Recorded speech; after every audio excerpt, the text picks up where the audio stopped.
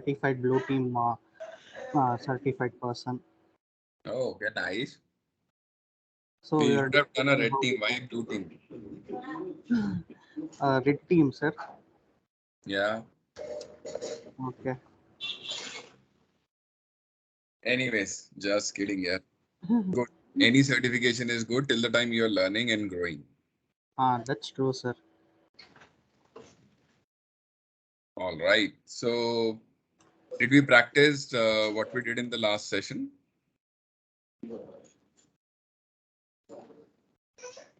I heard a big no from everybody.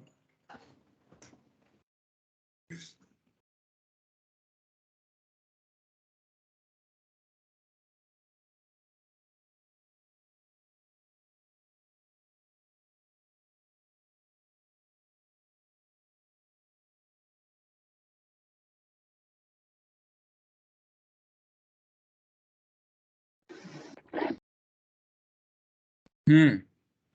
अभी तक no ही सुनाई दे रहा है मेरे को यार. Sir, I think Can you everyone send is it? speaking on mute. Sorry? No, I think everyone were speaking on mute. Oh, yeah, No, sir. but I could still hear no from everybody. We practice, sir, but like previous classes, not the last one. Okay, okay. Yes, sir. I just went through the first two topics, like the file system and Hmm. User the groups first few permission things. unlevel is all the first and second classes here. And at least I have practiced, sir. Okay, no worries. No. That's perfectly fine. Because we have still some sessions to cover up, so I hope that we'll get those covered in the upcoming session as well. But I would strongly recommend that whatever we do in the session, because it's fresh, it'll be good if you can revise, practice, rehearse on the same day. Then that will give you much more confidence in terms of the session and the commands specifically that we learn. So that's the idea, but nothing else. And obviously that'll help you in clearing some of the exams as well. All right. So let me open up and share my screen.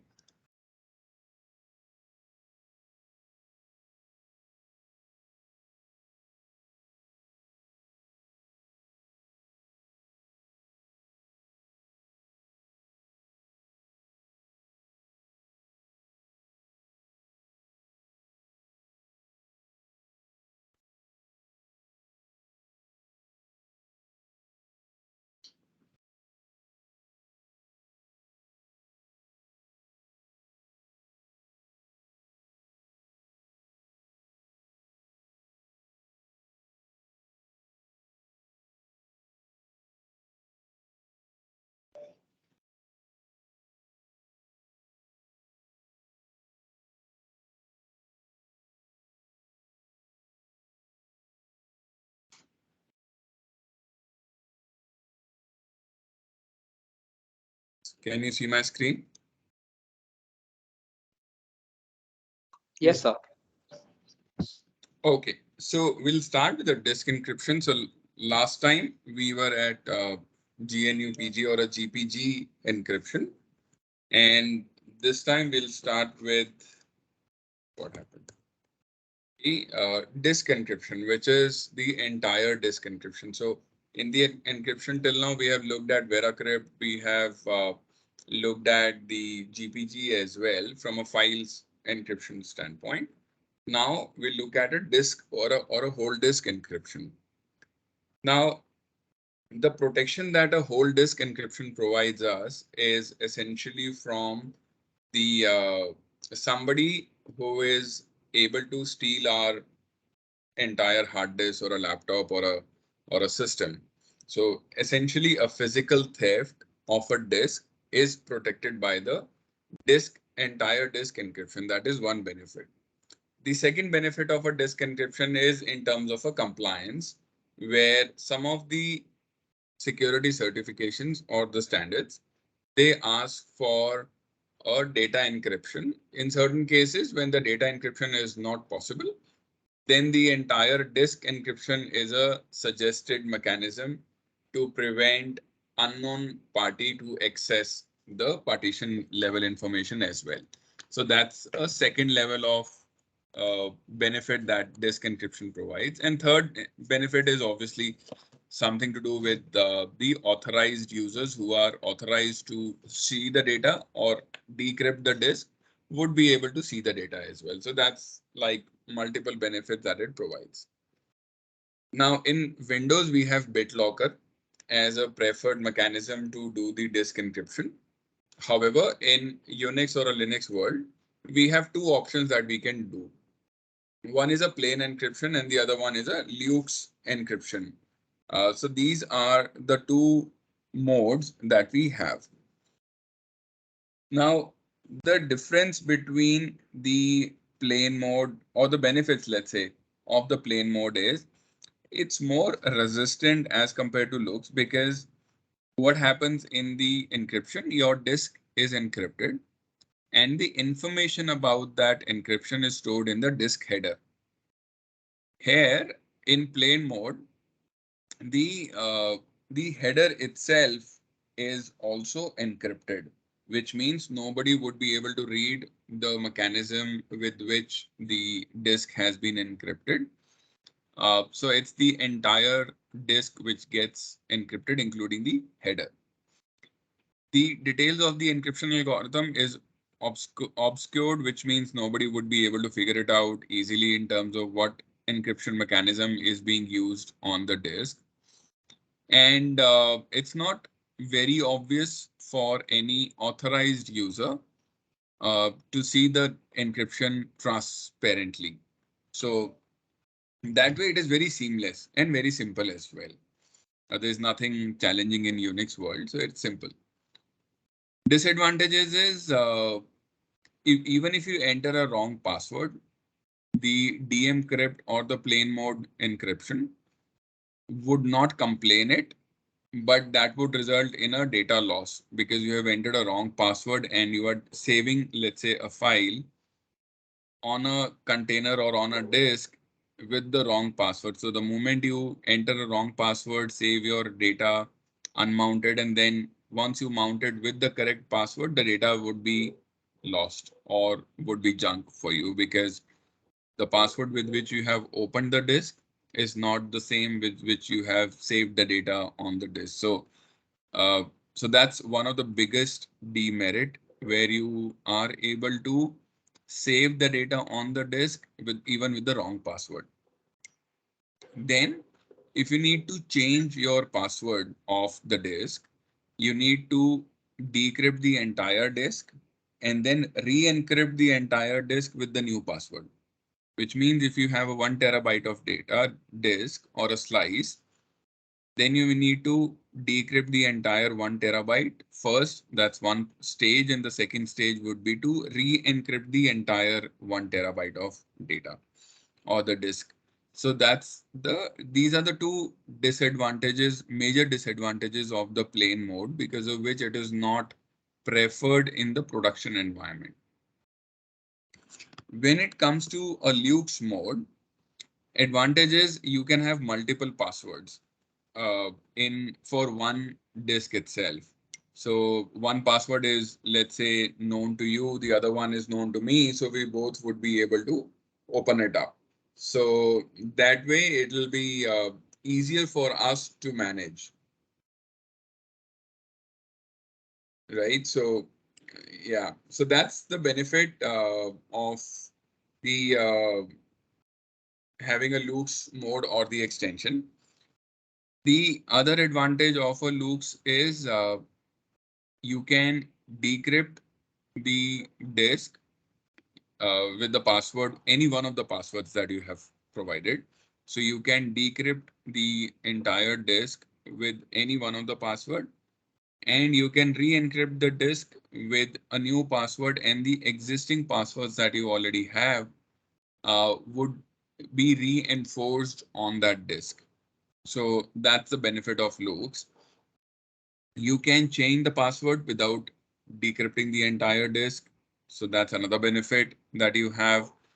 The disadvantage is the header in loose mode is not encrypted. So the disk is encrypted, but the header information is not encrypted. So the encryption algorithm, the how many slots are we using for the password, what is the size of the disk, what's the format or the kind of disk information that I can read. I can read the partition information. So all that information which is stored in the header, I would be able to read it. I would not be able to read the data on the disk, but the information about the disk, about the file system is something that I would be able to read it without giving the password as well. So that's a disadvantage of a loose mode. Now, when we need to create a container or when we need to kind of encrypt the disk either in a plain mode or in a loops mode, there are certain steps. So I'll open up a notepad and I'll type it here. You can see the notepad plus plus screen, right? Yes. Yes. Right. So essentially there are certain steps. Since we do not have a raw disk with us, right? So what we will be doing is first we are going to create the container. Similar to what we have done in a VeraCrypt, we created a file of 2 GB and using the VeraCrypt only, and then we encrypted it. Similarly, we'll create a container which will emulate like a hard disk. Now, the second thing is, since it's not a complete hard disk or the complete disk, we are going to set up a loop device. That's a second stage that we will do. These first and the second step is only when you do not have an entire disk to be encrypted, rather you are working on the container. The third step is where we will set up the plain mode or the loops mode encryption. So that's going to be the third step for us. Once the so rather I would say encrypted device file, which is like /dev something. So we are going to set that up. Then we are going to map, or we are going to allocate rather the blocks on the encrypted container that we have created. Then we'll create the file system on the unmounted device file. And then finally, we will mount it.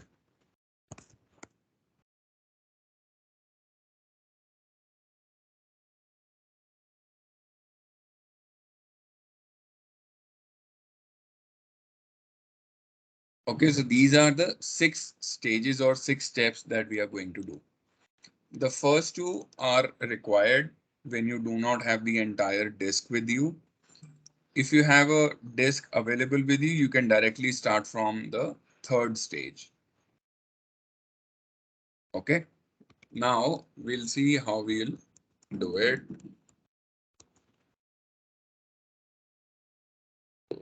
Here is my putty. Let me zoom in a bit.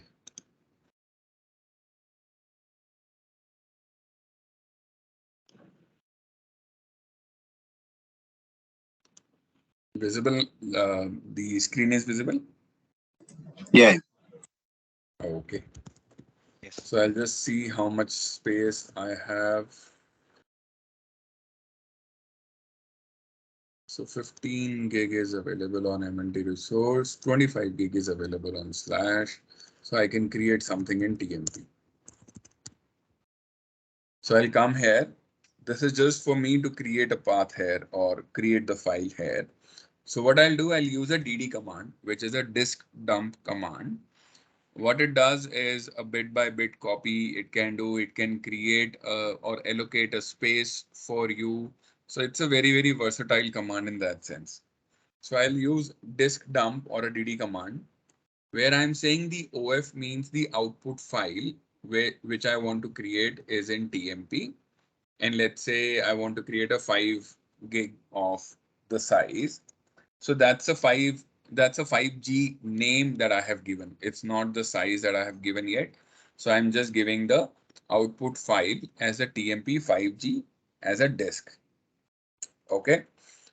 Then or 5G secret file system. That's a file name. Now block size is what I'm giving as 1 gigabyte. Count, I want to repeat it 5 times so that it becomes 5 gigabit.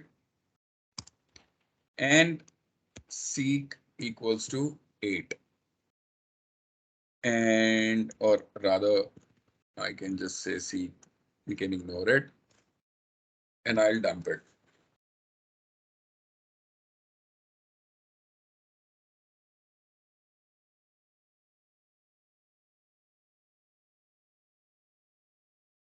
It'll take some time to create this. Meanwhile, I'll create a duplicate session just to monitor it.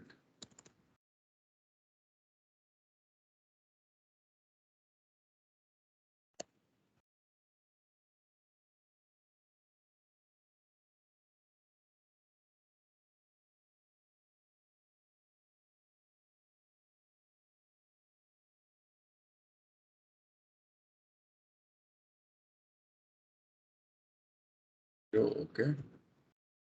So let's say count 0, seek 5.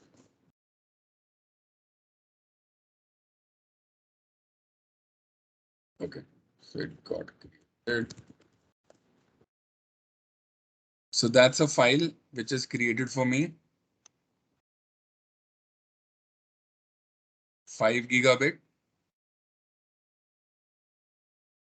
Now, I do not want everybody to have access to it, so I can change the permission to 7 or 600, let's say, to TMP 5G. So I have the permissions set accordingly. Now the next step is I have to set up a loop device. So what I'll do first, I'll check what all loop device I have. So I do not have any loop device as of now. What I'll do LO setup. Again, these are commands which I am doing as a root. So if you see which LO setup, it's a sbin command. Okay. So LO setup, then dev loop 0. That's a file which I am creating mapped to the file that I have just created with the dd command. So I'll say tmp 5g secret fs. Now, if I see, I will have a loop device there. Earlier, it was not there. And this is the group which owns this device file. Now, the next step. So we have done 2 steps.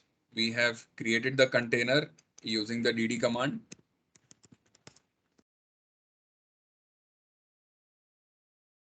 We have set up the loop device with the LO setup command.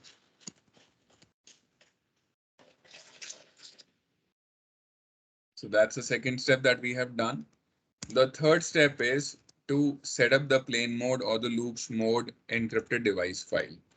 So what I'll do is I'll use a crypt setup command. Again, this is a sbin command. So crypt setup -y is to say yes to everything. Create. I'm creating a file which is secret file system. I can create it anything else as well. Let's say encrypted container. That's or the encrypted disk. Let's say again, this is the file which is going to be created. and dev loop 0. So that's where I am creating it. Now it is asking me to set up the passphrase, which is the encryption key. So I'll give the encryption key that I want to set.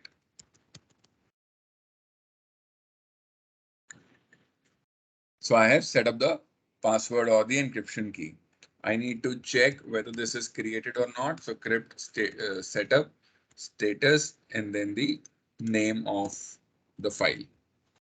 So if you see the file is created already, it is active, type is plain. That's the algorithm which is used SHA-256 as the cipher. Key size is 256, obviously. Device is loop 0, which is pointing to TMP secret, 5G secret FS. So all that information is here. So which means I have created the encrypted container as of now, or the container or the encrypted disk. Now, can I use it directly now? The answer is no. I still need to execute certain files or the steps. So I'll say crypt setup is the command that we have used here. Allocate the blocks, which means empty whatever is there, just empty it so that there is nothing stored uh, on the disk. So I'll copy this path because this is the path which I need to empty it. Again, I'll use the dd command. IF means input file and dev0 is a system special file which is already there. And what it contains is all zeros. So there is nothing. It's like I'm overwriting my system partition with zeros, everything zero, so that whatever is there earlier gets erased. So input file is this, output file is this, output file is this, and that's it. So it automatically takes all the zeros and put it on the encrypted disk or the secret FS or the secret file system that we have created. It'll take some time.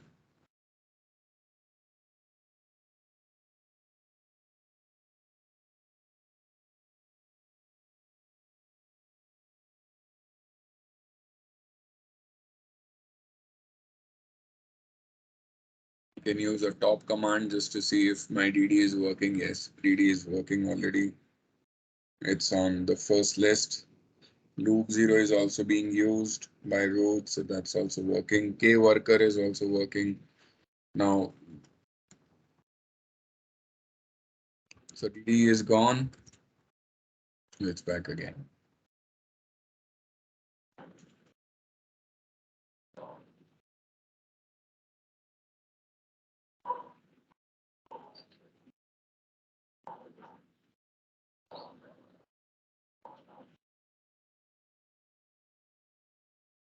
So it's taking 54%, 55% of my CPU.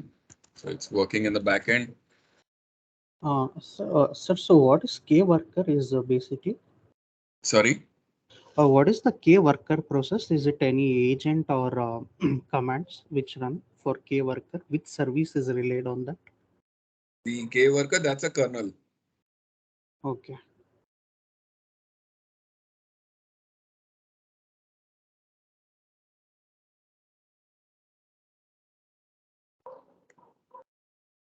Okay, so seems like my DD is done. Yes. So my DD is done. So writing to this, no space left on the device, so it's done. Now that's my, I can quit this by pressing Q, and this is with my DD command. Then I need to create a file system for me to use the device. Okay. How would I create that? So mkfs or mke2fs, these are different commands. So mkfs is something that I can use. -J is to enable the journaling on the file system. hyphen capital O to provide the options. I am allowing the indexing to happen on the device file. This is the file.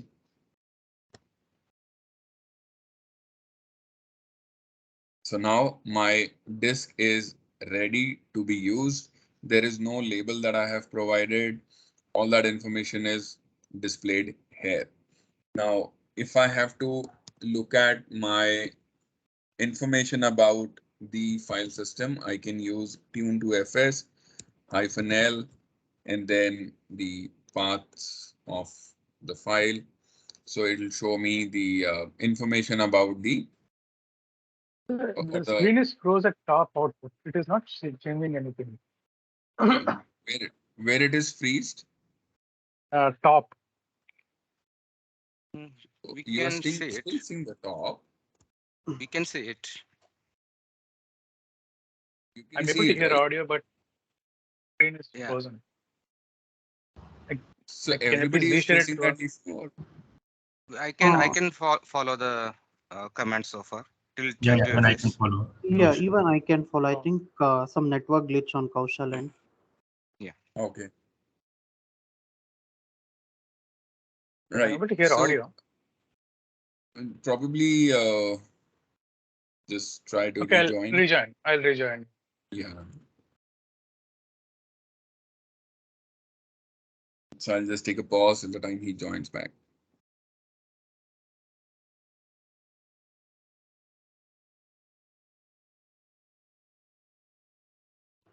Sir, can you switch to the Notepad++ so that we'll note down Yeah. those steps? There in the in this. Oh, okay. Okay, so it's all there. So you don't have to copy it. Okay, sir. Then Nice. Oh, what is the purpose of that seek flag there? Sorry, what's the purpose of?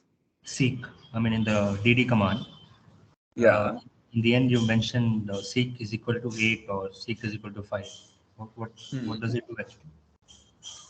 See, the seek is, so for example, if I have to, let's say, create a special size of a file, right? There are, it's something which is, it moves the pointer to, so for example, if I do a file IO or an input output operation, if I am at a line 1, I have to go to a line 2, then I need to seek the next line and the next line and the next line and so on.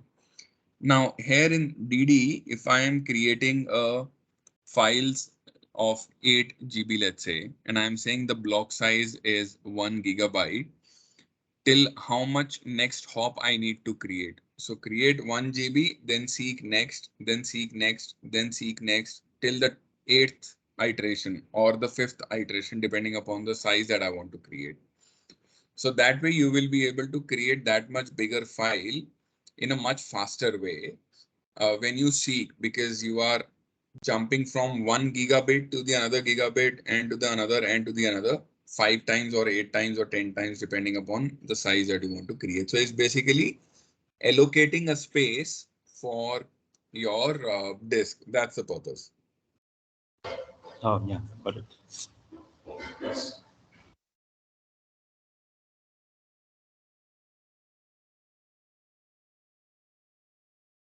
So Kaushal, you have joined back? Yeah, but still not able to see any video. Okay, let me just reshare probably.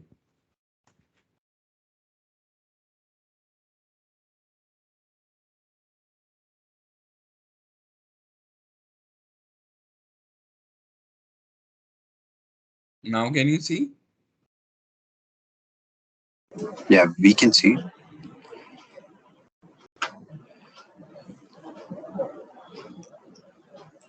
Not really.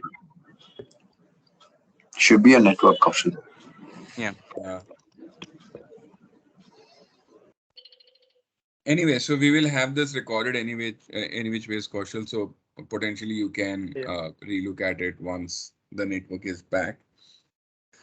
Now, the next step is really to mount it. I have created the size of the container. I have I have formatted the container. I have set up the encryption on the container with the password that I have given. It's a plain mode encryption. So all that stuff is done. Now is a time to mount it. So I will mount it in the MNT directory. So let's say which are the folders which are there. So I have a directory which is plain enc mount. So let me mount the encrypted container on this plain enc mount. So what I'll do is mount command, then the file, encrypted file, oops. So encrypted file, and then where to mount. So that's MNT.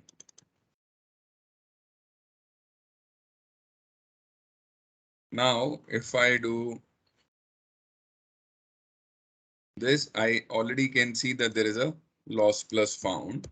If I do df-h, I see an encrypted disk of 4.8 gigabit mounted on this path. So I have mounted it. I can go to this path and I can create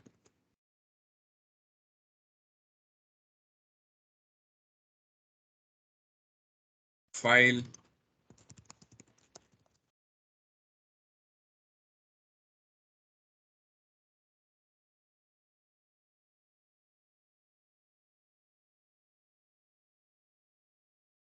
All this is a clear text for me.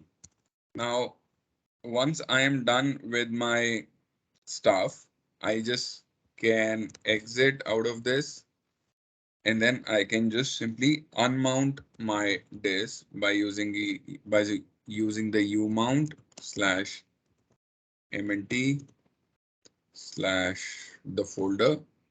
So now it is unmount.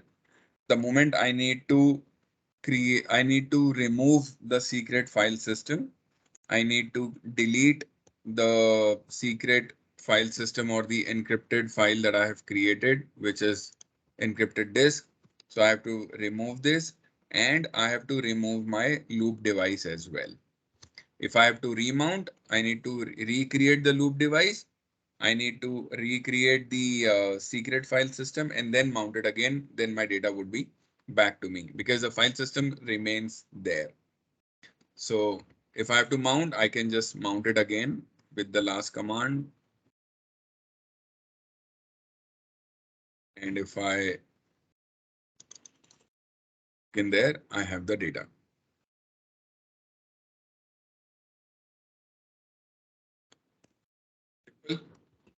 So these are the steps that we can use to use the secret file system or the plain mode encrypted disk on our Unix. That's a simplest of the method. Similarly, in Luke's mode, it's pretty much the same where we use the same dd command to create the container, same lo setup command to set up the loop device. Only here the command is same. What we use here in the crypt setup on the plain mode is -y create the file name and then the loop device name or a loop name. That was something that we used. Here, it's going to be a little different where I will have to specify that I am interested in a loops mode. So what I'll do, -i loops format.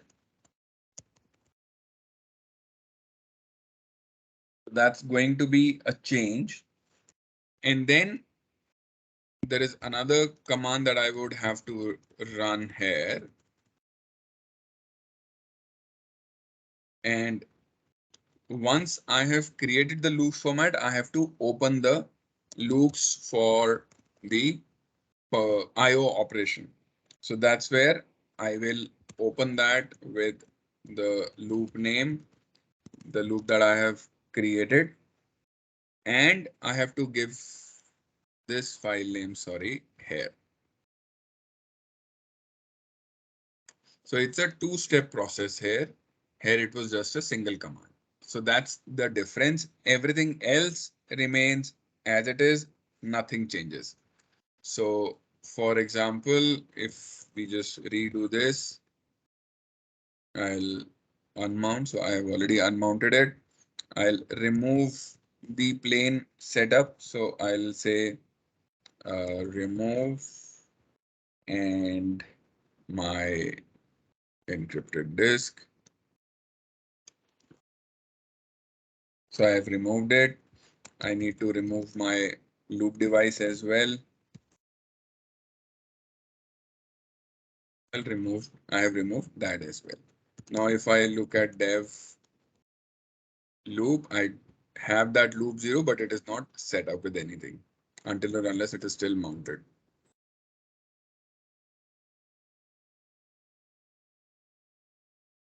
Now, let's say I have removed this as well, just to free up the space, and we'll just kind of try to do it again. So dd, the first command is a dd command. So I'll use dd output file tmp 5G, just make it simple. So 5G is the file name. Block size is 1 gigabyte. See, let's say 5.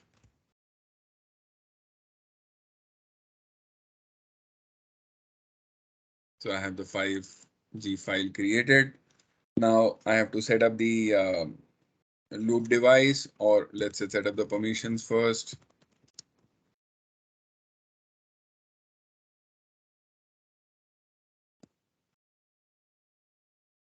I have got the permissions corrected. Now I have to set up the loop device. So LO setup and then loop 0, TMP 5G. So I've got the loop 0 set up on TMP 5G as well. Now is the time when I'll create the loops format file. So I'll say crypt setup -y loops format, and F is capital, by the way, in this. So that's the structure. What is my loop device? Yes. Now asking me for the password.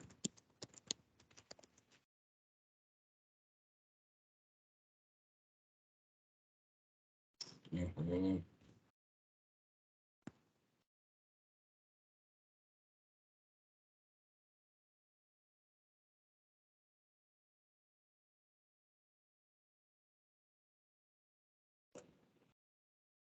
So now my loops format on the dev loop is done. Now I have to create an encrypted device file, which I will do with the loops open. So I'll use the crypt setup again. Loops open dev loop 0. That's the file that I'm using. And the file system or the file name that I want to create is, let's say, loops encrypted file.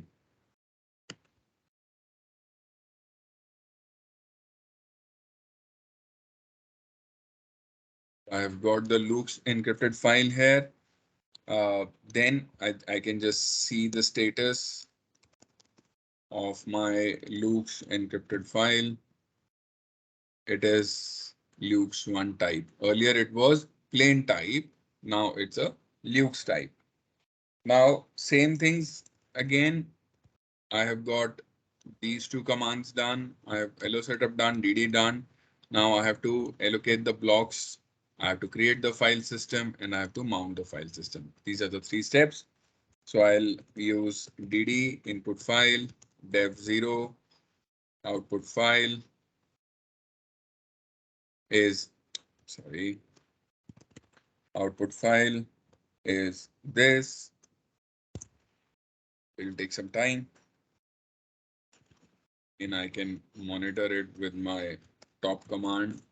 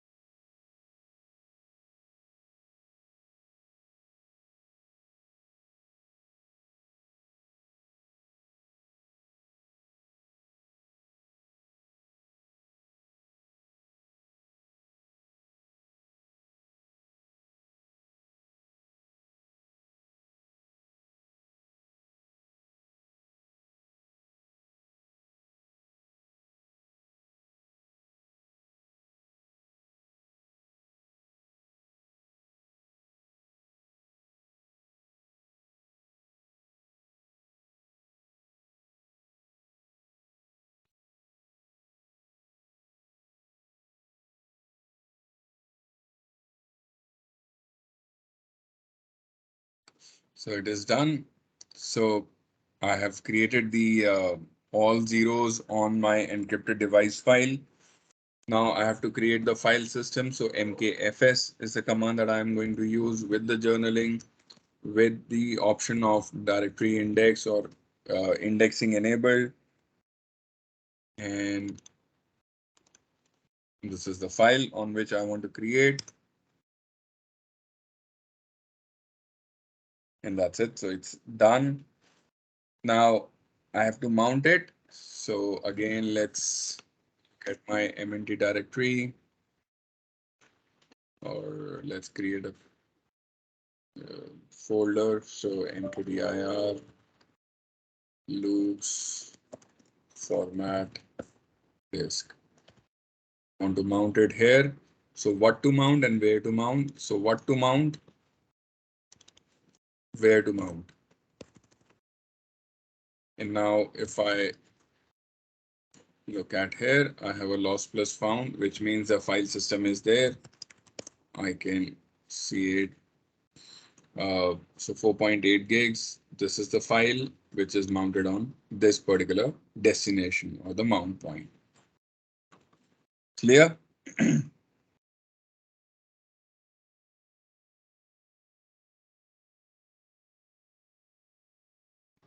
So one doubt. Yeah. In terms of the file system, we don't specify the file type format like ext4 or xfs. So by default, it's going to be ext4. ext4. Okay. Yeah, I can define it with -t as a type. So that also I can do. Okay. Sir, these encrypted file systems are in which format, sir? So they are in XFS, or they will be in a different file type? So ext4 is the default one that I have used. Okay.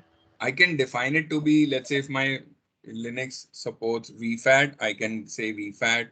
If I want to set it up as XFS, I can do that. Razor FS, all that stuff. Till the time I have those modules installed on my kernel, I can do that. Uh-huh. Sir, can you show us like which is the current type this encrypted file has taken? Encrypted disk.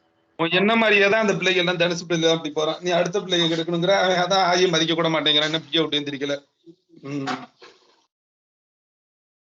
Sorry. Sir, can you show us like the file type of the encrypted file system? Yeah. So see, by default, it's the I would say it's the, how do you say, ext4, but let's say there are different ways.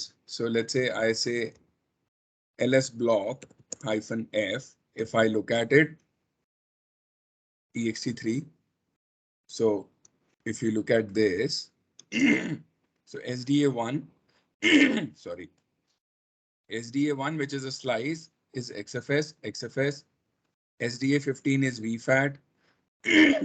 SDB1 is ext4. Loop 0 is loops with the encrypted file mounted is ext3. Okay, sir, got it.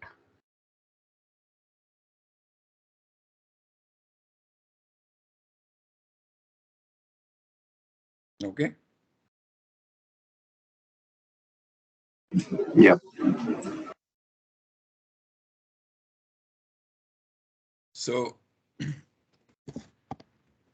now in a loops mode, like I said, you can do a lot of other stuff as well in terms of the key management that you can do, or the the key rotation as well, or adding new keys, removing the old keys, all that stuff you can do, or take up a backup as well, let's say, the of the key. So this is what my device file is, right? So what I'll say, crypt setup loops dump.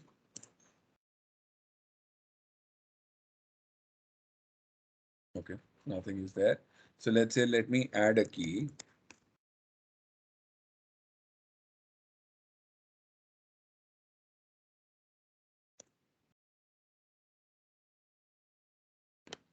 What happened?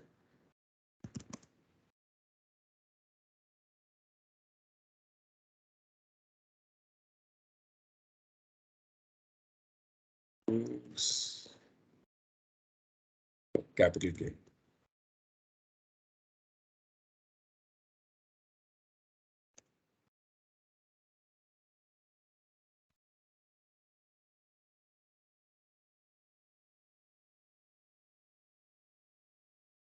It is not coming.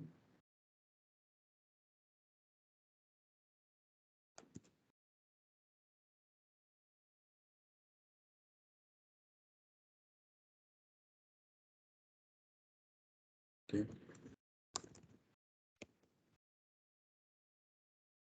Loop 0.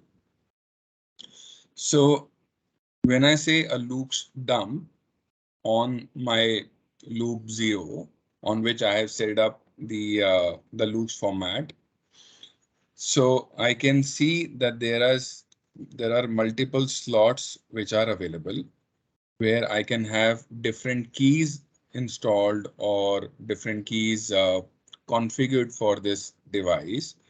This is what my unique ID or identification number for the disk.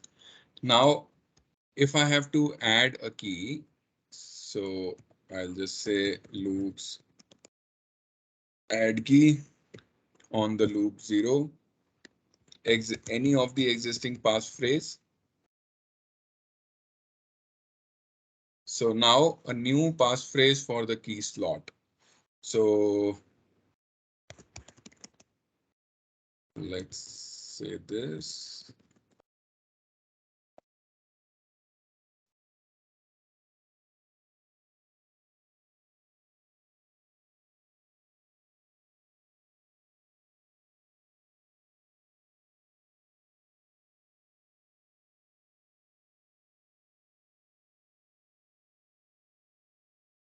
Now, if I dump it again, you see I have two key slots available.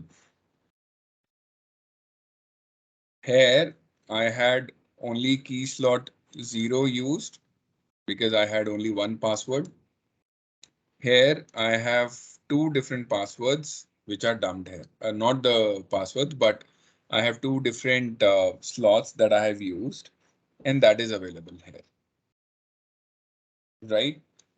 Now, if I say, if I have to remove the key, so simple remove key option, and then /dev loop 0, enter the passphrase to be deleted. So out of these two passphrases, which one you want to delete? So enter that passphrase.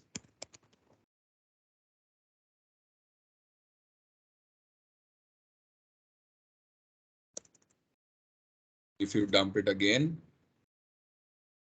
I'm back to one key on the device. Now let's say I want to change the password. My key is compromised or my password is compromised. I have to change the password.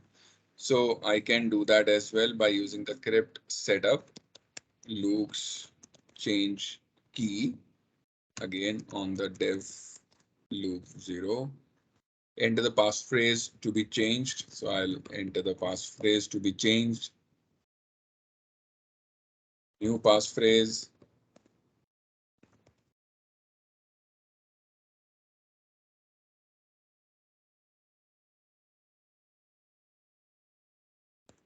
Keep it again. Now, if you look at the salt here, sorry, versus the salt here, both are different, which means my key has been changed. So I have successfully updated my key, and the other difference that you will see is here it is on key slot 1. Now I am on a key slot 0. There it was 0 earlier, now it is 1, which means the change key would delete the existing slot and would use a new slot with a new password. So essentially it's like removing and adding a key, but for us it is transparent, that operation. So it's like a change key function. Clear?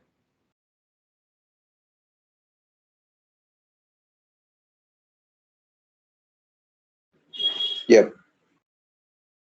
Yeah. So that's how you would be able to uh, manage the loops format file system. This functionality you didn't have in the original plain text format. So that's the benefit of having a loops format. Similarly, if you have to unmount, use the umount command. That will unmount it. If you have to remove the entire setup, just say sudo already I'm there. So crypt setup, remove, give the file name.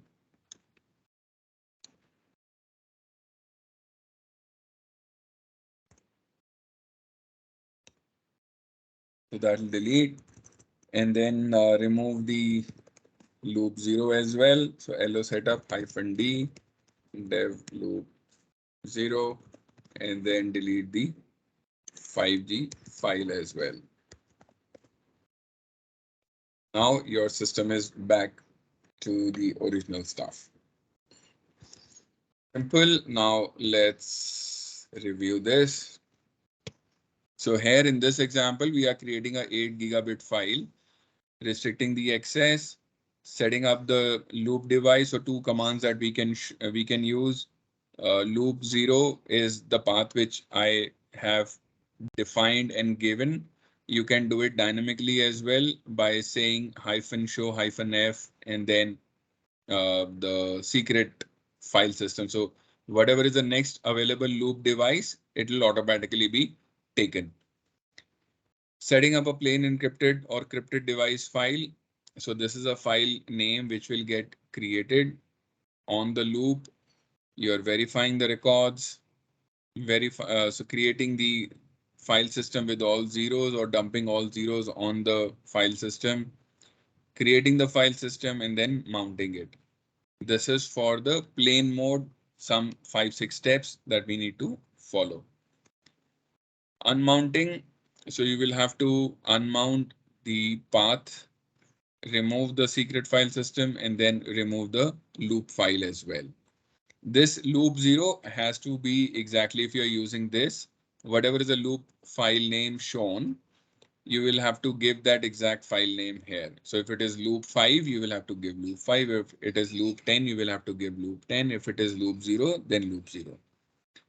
Similarly, for remounting, you just need to do these 3 steps. So set up the LO setup, crypt setup, and then mount it directly, because rest everything has been done already. So you can mount it with these three commands. In the loops format, again, creating a size of a file or a container. Says doing the LO setup, step 1 and step 2, where you will first format the loop 0 with the loops, and then you will open the encrypted file system or the file device file with the loop 0. DD for dumping all the zeros to the encrypted file system, creating the file system on the encrypted device, and then mounting it up. Adding additional keys to loops volume. So we can use change key, add key, remove key, dump. This is what we have seen. Additionally, you can have the key files as well, where rather than giving the password, you have stored the password or the random key in the key file, and you can provide that key file as well when you are mounting the file system automatically. So for example, in this example, what we see on the screen, we are creating a directory, taking a random numbers and the random stuff and dumping it to a my backup underscore key with a block size of 32. That's where we will have one key with the 32-bit setup there. We are adding a key with the loops add key command. We are adding a loop on loop 0, and this is the path of the key file that we are adding. When we are opening the loops open, we are providing the key file as the parameter to be used. So it will not ask us for the password, but rather you would use the password from the key file to mount the encrypted container. So that's something that we can do. Here, what we see is the SDX if you have the entire disk with you. If you have a loop device, you will set up loop. If you have the entire disk, you will give the entire disk path or SDA 1, 2, 3, whatever the slice name is, you will provide that. Same to plane mode. Unmounting and remounting is pretty much the straightforward. Repeating only 3 commands is what we need to do. So both are kind of equal from the actions perspective. So that's about the loops mode. We can also look at the secrets in terms of what are the passwords that we have used, not the clear text passwords, but we can obviously look at the entire disk structure by using the gdisk-l and then the SDB. We can look at that. We can verify our format as well with -v command. Again, this is like creating, this is like MKFS, MKDIR, and the mount. So it's like a simple stuff that we can do when we are using the entire disk and not the container. So we don't have to create the container.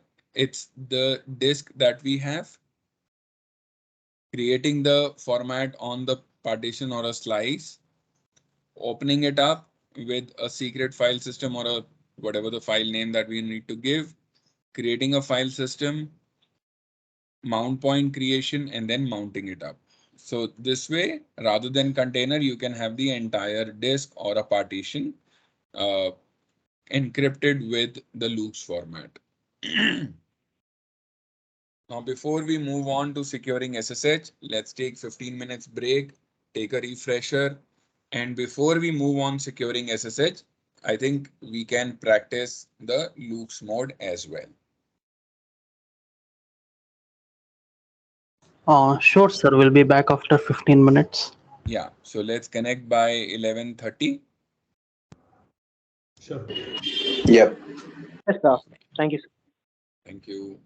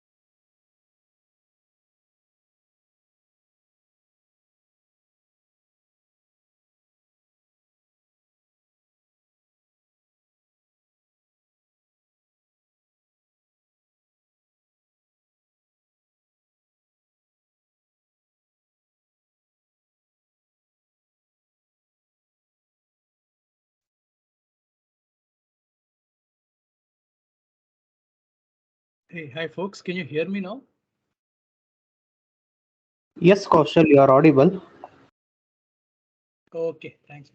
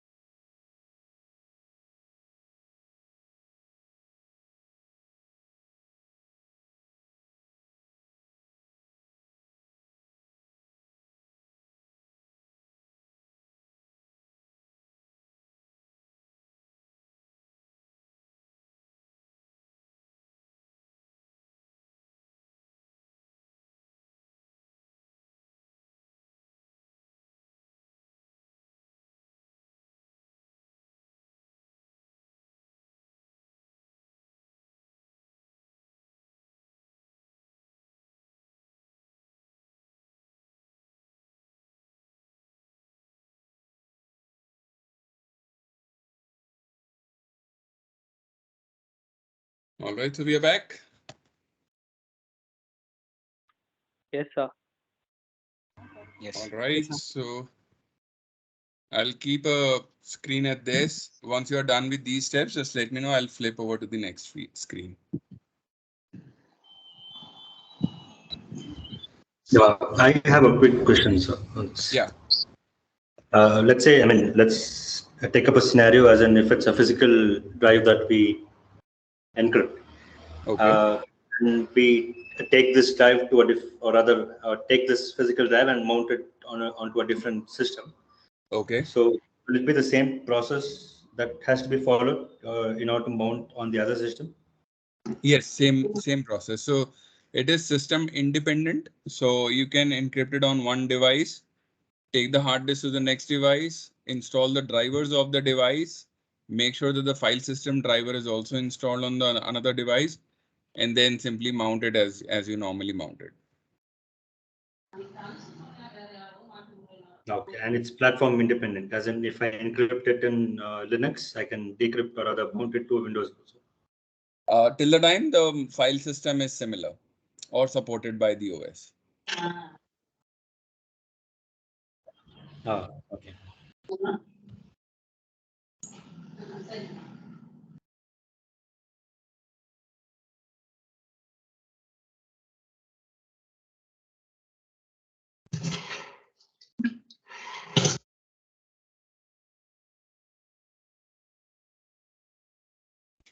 Sir, in my system, there is already existing loop 0, 1 up to 6. So can I give loop 7 and then create the loop device?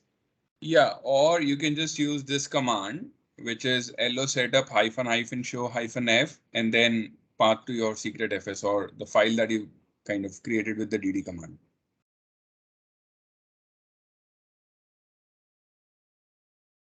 Okay, okay. Copy this there as well.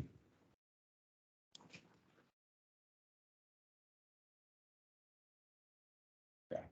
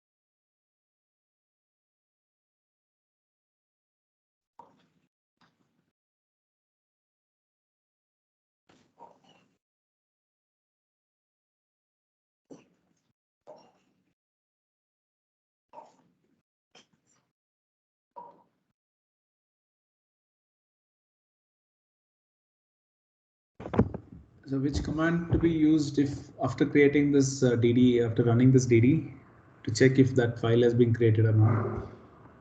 Just use the ls command just to see if the file is created.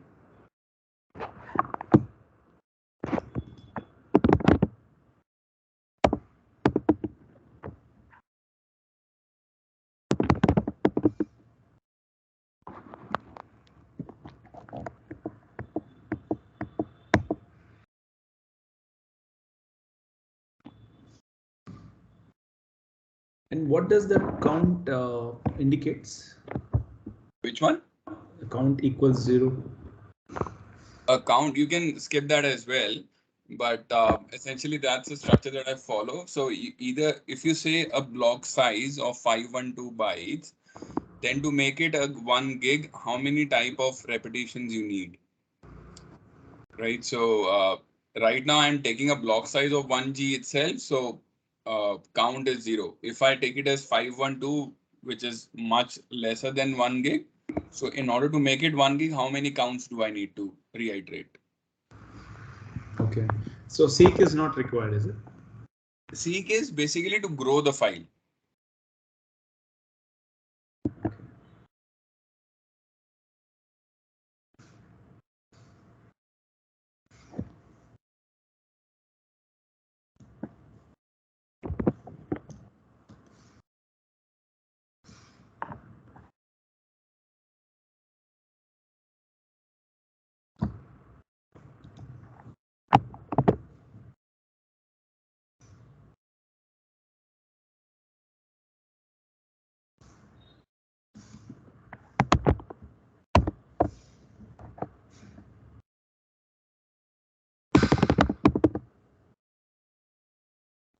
Well, after running this command, I ran ls command, but the file which is mentioned here is not listing here. Can you share your screen? Yeah. I'll take a snip of it. Wait, I'll just take a snip of it and post it in a chat so that others can continue with this.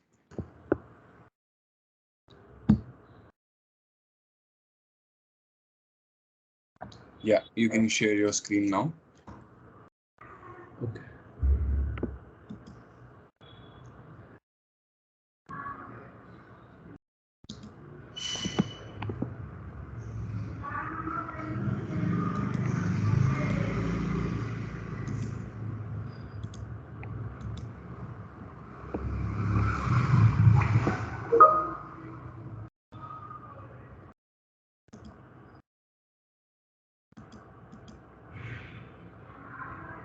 Is my screen visible?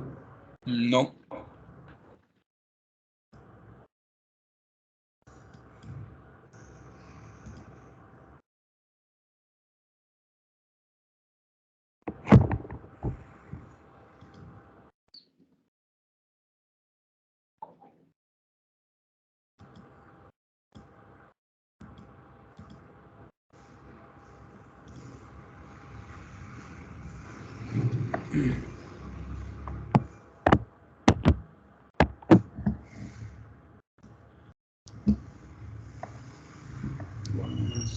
Security things coming up. Let me.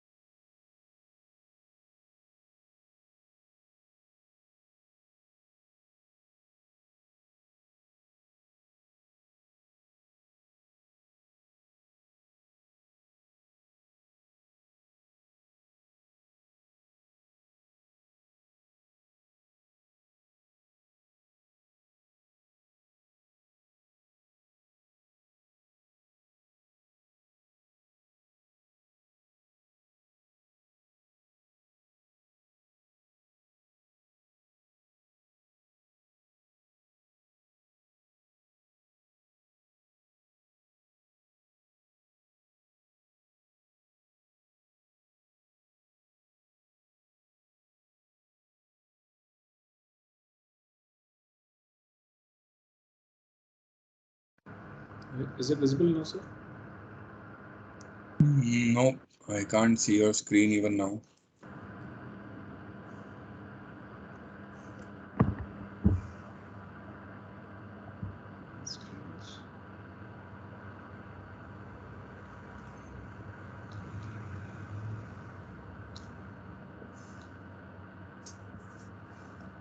Yeah, I think it's visible now, sir.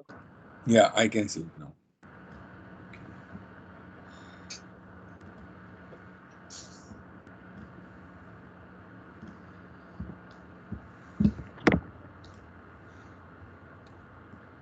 So this is what I did. And can you just make it a little larger by any chance? Okay, that's okay. That's okay. That's okay. You have created secret underscore fs. Okay. And if I do ls, you are seeing it in Pavan. You have created it in TMP. Okay. In that case, cd/tmp.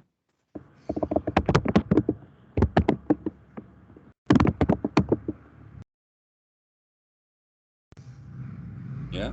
Now, if you see, your secret fs is 0 bytes. Yeah. Why? Because you have not included seek. Okay.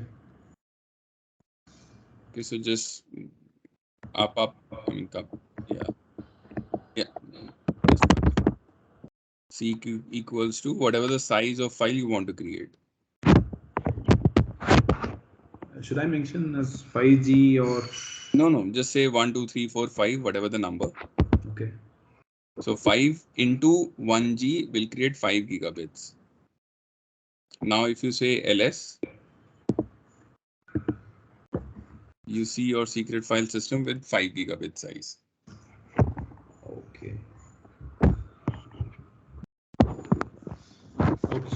Thank you.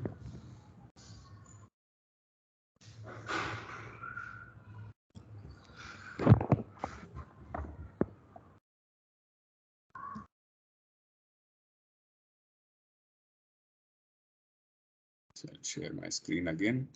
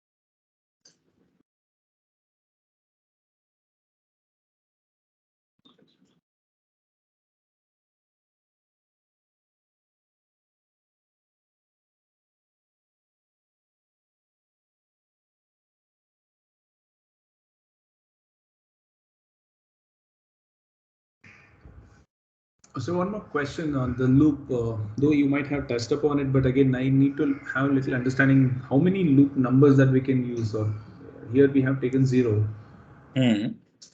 How many such numbers that we can take, and basically what does this loop does? See, loop is nothing but it's a device, kind of a device file, which allows you to map the the virtual devices to your system, right? So that's the purpose of loop. So yeah, I mean, for example, if you have a keyboard or a webcam to be mounted, you can have it on a loop. If you want to have a disk, you can have it on a loop. So any device which is virtual, you can have it on the loop. So for example, if you install the Android manager onto Linux and you need to emulate the Android platform or an Android screen, then you need the loop devices basically. Okay. So how many numbers that I can change, or is there any specification on that numbers? You can, so depending upon the kernel, for example, if you are using a 2.6, let's say kernel, some minor version is there. So 256 was the original number which was supported. Now those numbers are not present or are not provided by the kernel itself, but yeah, theoretically you can go up to 256. Okay. Thank you.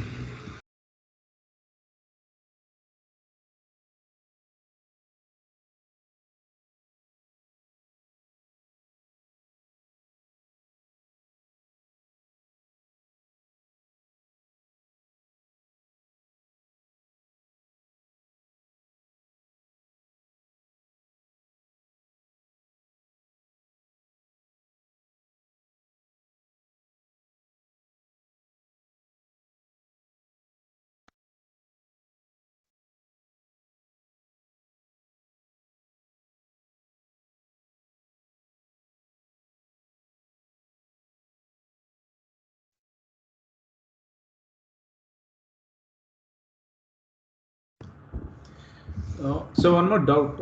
As we execute this loop command, loop setup command, just to check if the device has been or been made available on the loop, how can I check that? Just ls, you can do first of all ls, so you can see that, or ls setup hyphen hyphen show, that will also provide you the detail. Okay.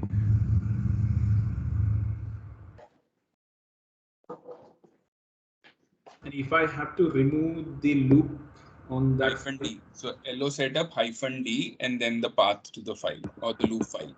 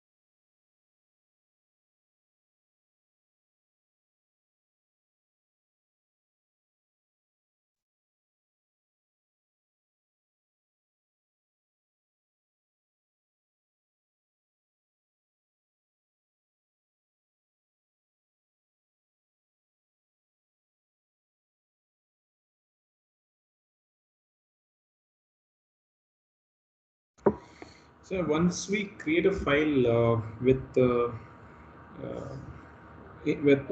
within one path, right? Now I have used plain mode for one file. Can I also create loop format on some other file in the same partition or same container? You might have to repeat that, Pavana. He had disconnected from the meeting. Am I audible? Yeah, you're audible. I got disconnected, so I've just joined back again. Okay, sorry. Let me repeat my question. So I was asking, as we have created one file or in a partition, now we have created a plain mode, right? Now, can I create another file and do a loops encryption mode? Yes. Yes. Okay. So you can have loops and plain both created, but mounted separately with different loops file. So on a single loop, you cannot have multiple mapping.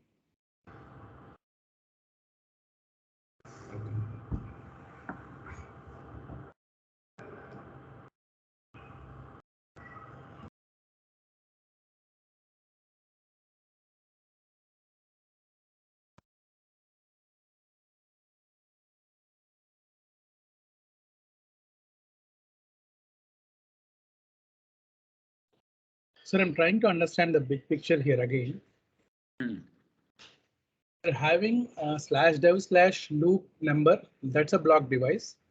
Correct. /dev/mapper/encrypted file system. Even that's a block device. That's an encrypted block device.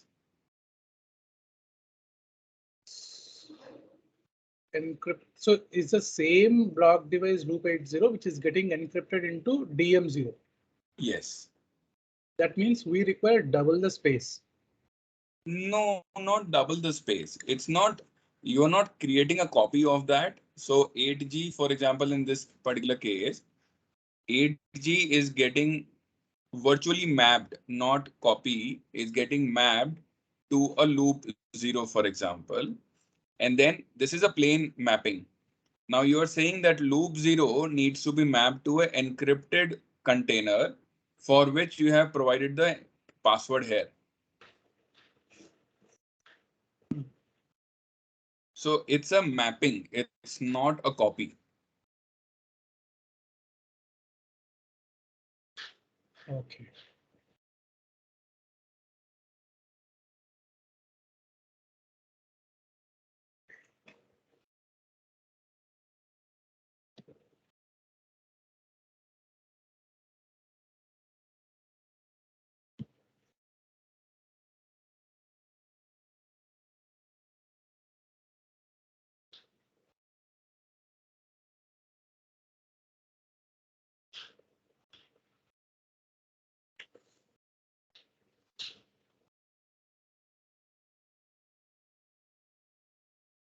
But as such, does this process require more than, at least maybe half or at least 1.5 amount of storage what we are planning for?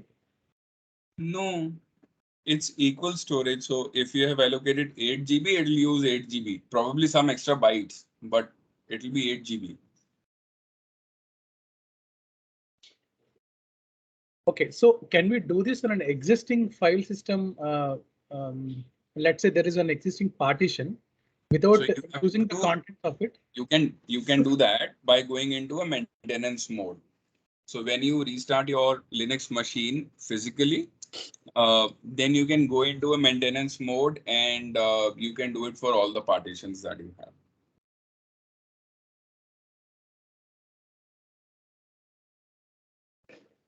Okay, and by default, we will not have this encryption enabled, right?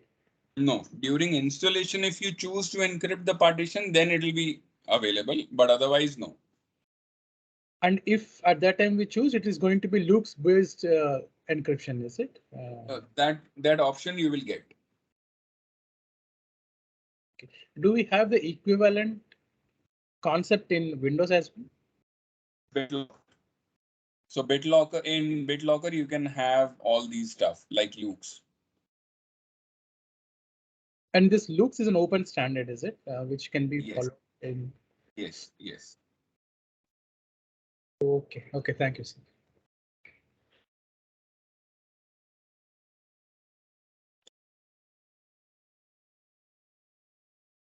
So, okay, one more question.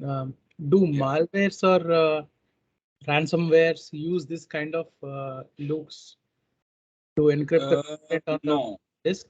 No, not really, because they don't unmount and do a remount of your drives, but rather what they do, they encrypt everything on your device at a file level. So not at a partition level. They do at a partition level once you reboot your machine. Okay. At file level, can we use the same command or anything encrypt something kind of thing which we can use for encrypting a file? So we have seen GPG. You can use GPG to encrypt your files. Okay, okay.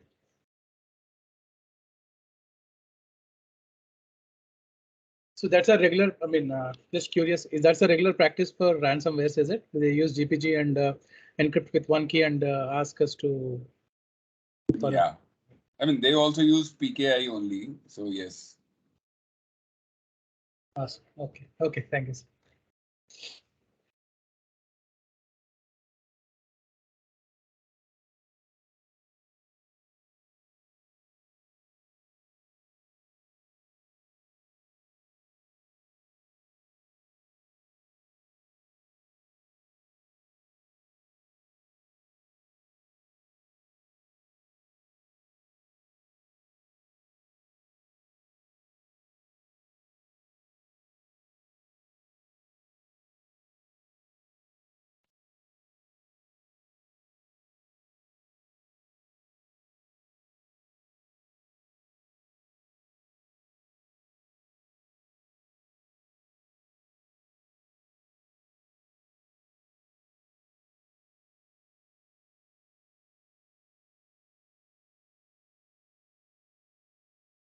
In standard, which version of disk encryption will be used in any organization?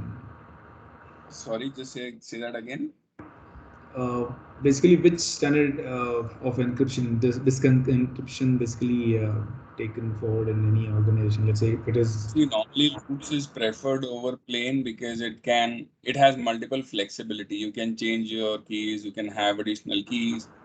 So because of that, loops is any which way is preferred. If you have to go with the plain, you will have to encrypt the entire 1 terabyte and then decrypt the entire 1 terabyte and then re-encrypt with the new password if you have to change the passwords. But in loops, it's much faster.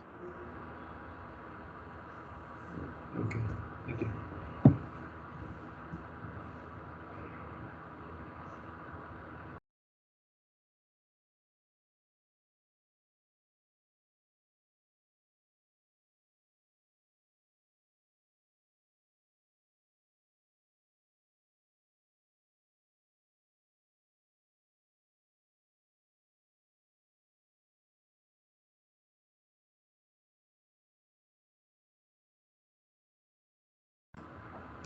So I need little clarity on the fourth step where allocate the empty blocks on the separate container, where we have mentioned if equals dev 0, off equals dev mapper. So what basically if and off is kind of representing here? So IF is input file, OF is output file. So what we are saying is read the information from dev0 and put that as an output in whatever the path is. So essentially, a dev0 is a file which contains 0, which is null, and not null, but 0.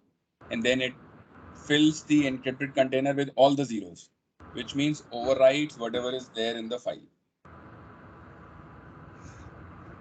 Okay. Yeah, I was reading it as if the input file, right? Input and output. Oh, you're going into the condition if.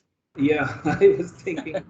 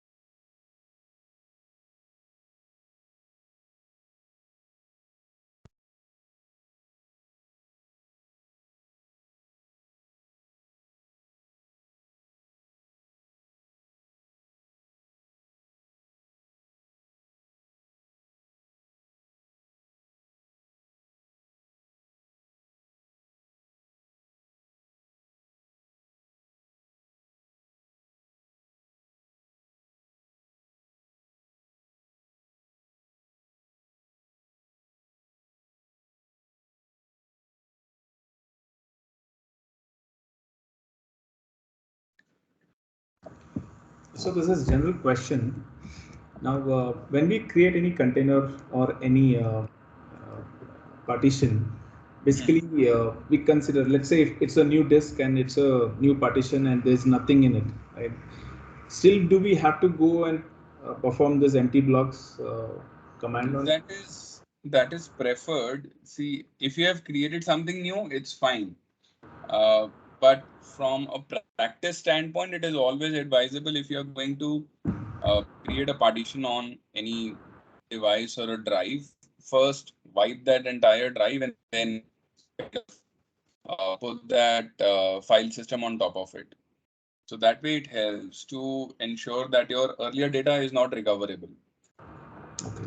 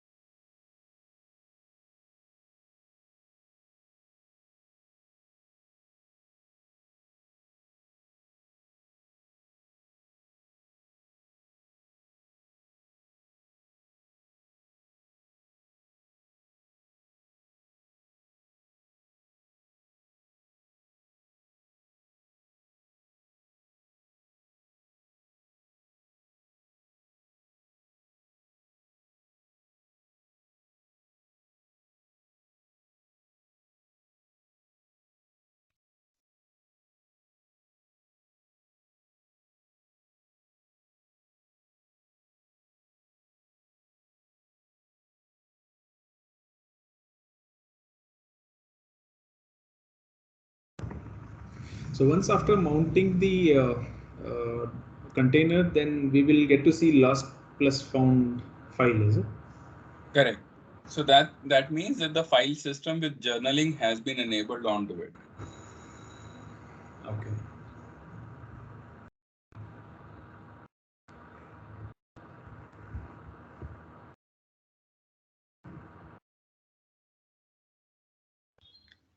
And so this is similar to the BitLocker encryption, as you mentioned earlier, right? Yes. In terms of Windows. Correct. Correct. Okay.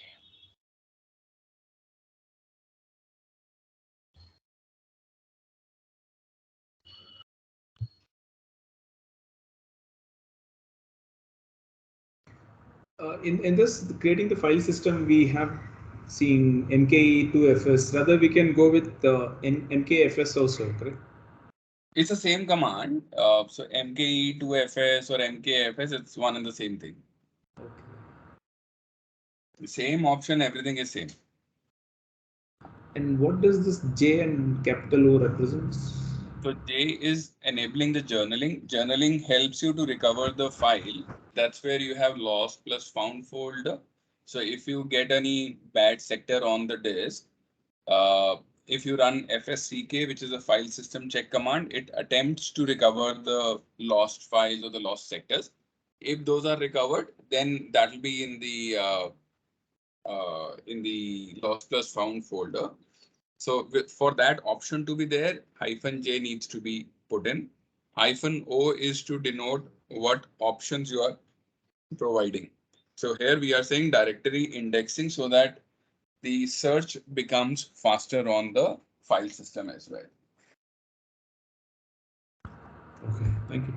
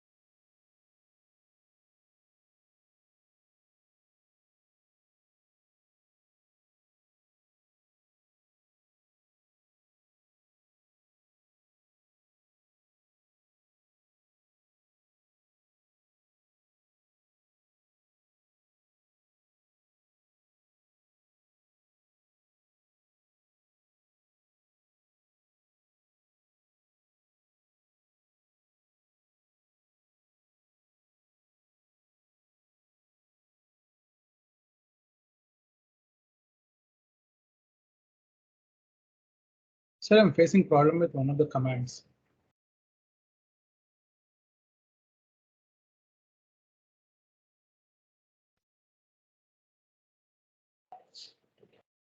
Hello. Hello. Hello? Yeah, you were saying something? Yeah, I'm facing problem with one of the commands, sir. That crypto setup. Okay, can you share your screen?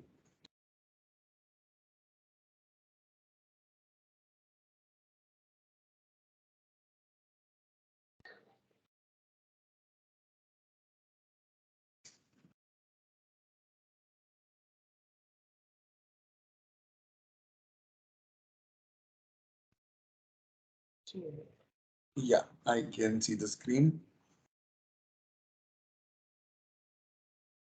Script setup -y. This should be -y, is it? Y. Okay, in the PPT it shows V, I guess. Even I had this exact error. Oh, is it? No, it's Y only in the PPT as well. I think it just looks like V, but it's Y. Okay.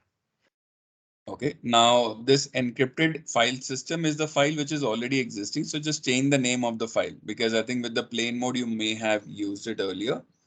So just say encrypted FS or give some other name to it. Actually, this is the only one I have created. But if I Correct. So change just it, say encrypted FS _1, let's say, or 2, whatever. Yeah. okay. Okay.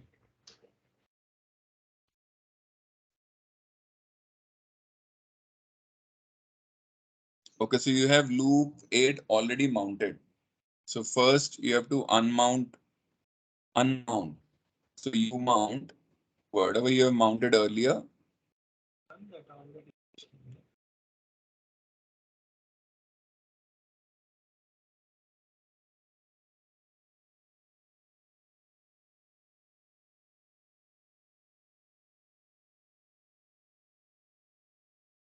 No. So say you mount, or you have already unmounted it. That was the only one that you have used. Yes, there's the only one I have used. Okay. So what it says, loop 8, and that's a loop 8 as well. So that is fine. Just do the LO setup. So you have this one, this container created. Yeah, it is created. It's already there, right? Yeah, that part is done. That part is done. Okay, so just say loop 8 add key.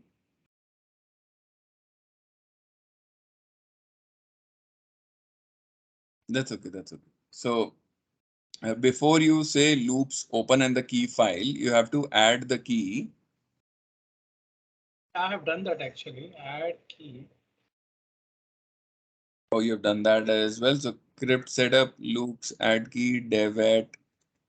So did you got any error on this? No, no error. So that ran fine.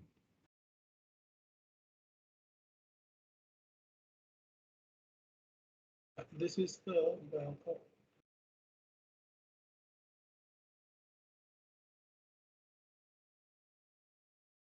Yes, so bottom I can see it, yeah. Just scroll slowly down. See, loop 0 is what you have attempted. Then you said loops add key on loop 8. Okay.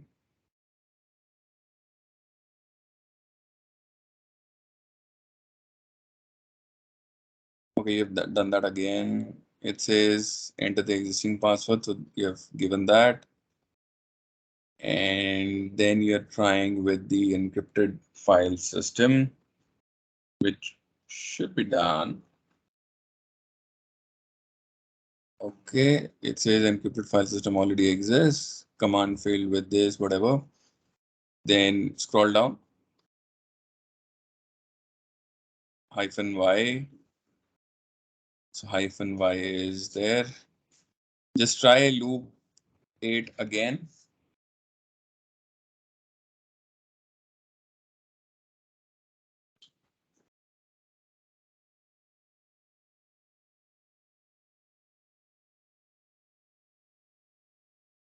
Just say LSOF, grep LSOF pipe.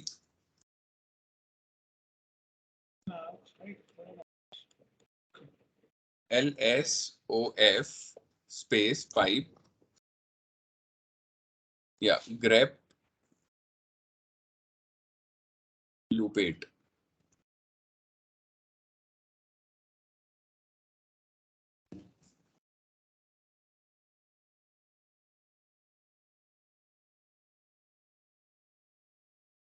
It's already mapped. Do we have to unmap and then only set up the backup keys? Normally it doesn't go that way, but just try with that as well. Just say crypt setup, remove your encrypted file system, -d for the loop.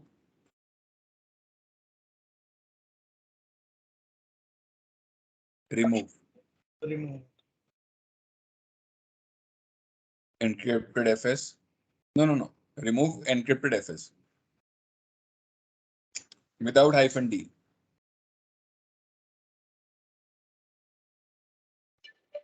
Enter. Now LO setup -d.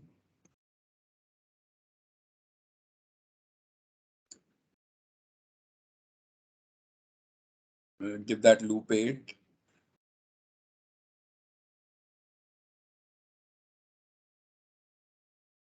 Enter. Okay, now remount by doing LO setup. No, LO setup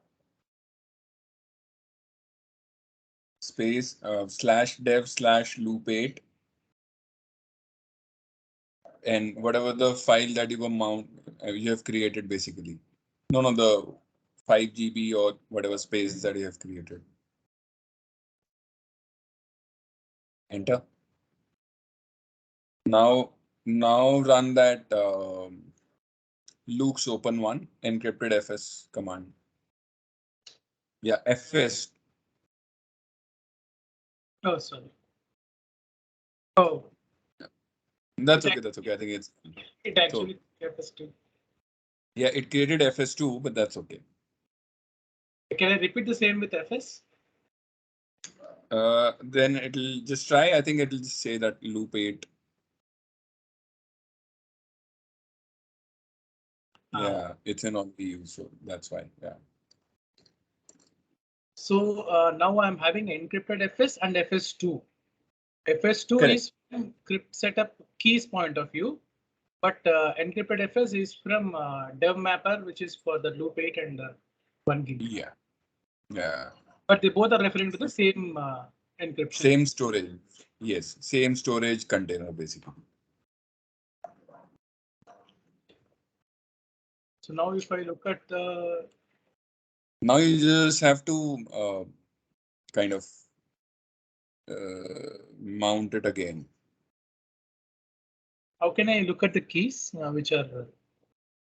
So for that, you will just need to say the script setup. First of all, yeah, script setup space Luke's dump where D is capital space and then /dev/loop 8.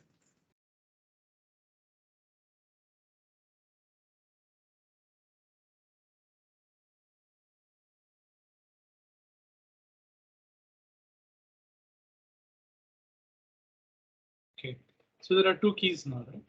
There are two keys. Yeah. But actually, I have given only one key. So in that file, you probably would have two. Okay.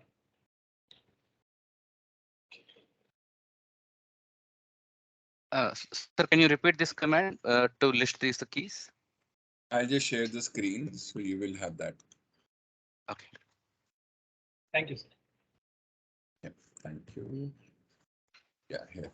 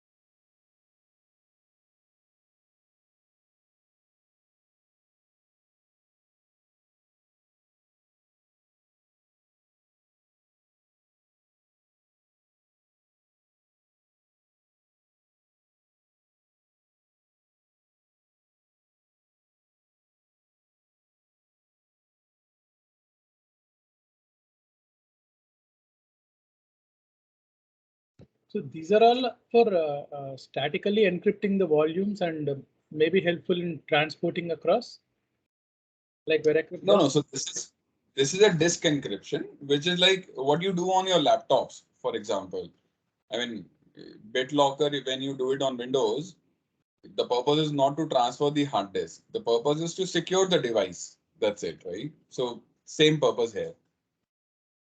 So as and when content is written into the disk, that will not get explicitly encrypted. It once the shutdown happens, then it is encrypted. That's how it is useful. So once the user authenticates, then it is decrypted. Before that, it is encrypted.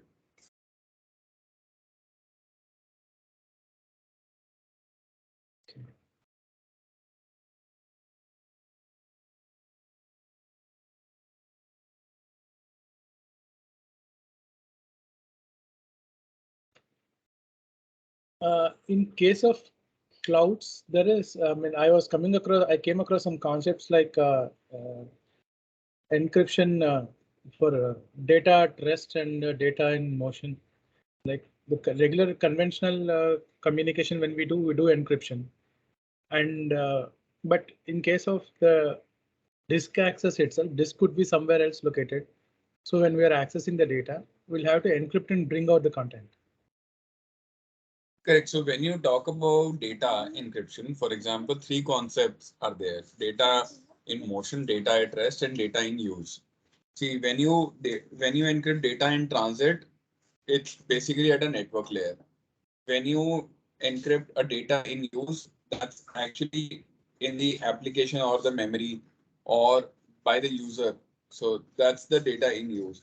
When you talk about data in at rest, that's where you focus on the disk encryption or the file level encryption on the disk.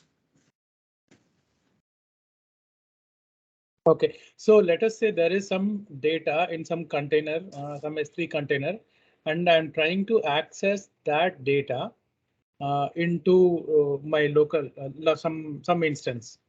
So at that time, first of all, data at rest would have been encrypted. It should have been encrypted in the container itself there when it was. Correct. And when it is being fetched anyway, the encryption will happen because the communication will be encrypted.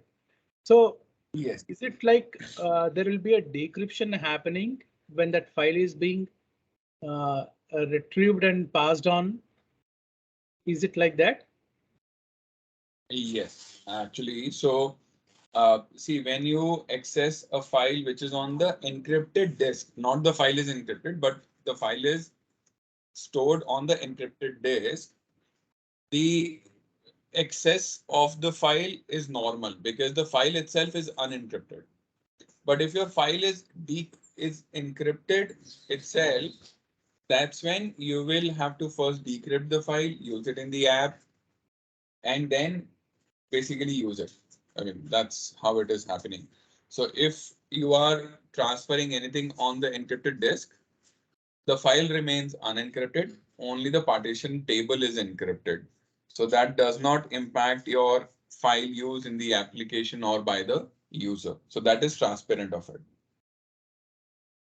Sorry, sir. Can you repeat that? The partition table is only encrypted, but the file is not encrypted. File is not encrypted, yes. But that would mean that any forensic tool will be able to dump the content and it will be able to at least make out some details about the file details, right? Most of it. No, only if the forensics tool has a key to decrypt the partition. So for example, if I give you a hard disk with a BitLocker encryption on, and I tell you the files on this disk is unencrypted. So take this hard disk and use it. You would not be able to use it until unless you enter the BitLocker recovery password. That or is, the BitLocker password. Isn't that for the dynamic operating system to use it? No. Let us say if that hard disk is in a non-powered, like it's in a storage mode, not like Correct. as running OS kind of a mode. Correct. So at that time, can't we do a disk dump of all the contents in that disk and take a look at the dump? No. That is where disk encryption comes in handy, na? But the encryption is not done for the file. It's only done for the partition table, right? That's what. Correct. So to read a file, you have to first open the partition, then No. pick up the content of a file. Till Agreed. the time your entire partition is encrypted, you would not be able to see what is this. I mean, is it like a normal 5G file? What this 5G file is? It's like a Vera crypt, right? You have a partition, but you don't know what is in their partition. No, what I meant says let the partition be encrypted. Partition Correct. is going to point me to the different file block locations and what is a chain that has to be eventually followed, right? Okay, wait. So you can see my screen, Yes. right? So what is the steps that happens? So when the OS boots up, once the OS boots up, what does it do? It looks for the partition information. Oh. Which is basically nothing but the pointer from where the partition needs to be to be mapped or mounted. Then looks for the mount points configured, let's say in etc fs tab, and then mounts the partition.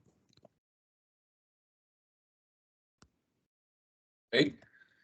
Once the partition is mounted, then you can see your files. Now, till the time these steps happen, whatever is there in your partition, that's like, it's there. You can't do anything about it. Let's say if I boot into a live CD or a live disk and I repeat this step, looks for the partition information. I don't have to do it. So looks at the file fs tab, and then I will have to mount the partition to access the file content or the partition content. Now, when I have to mount the partition, I'll have to give the password. If I don't give a password, I'll not be able to mount.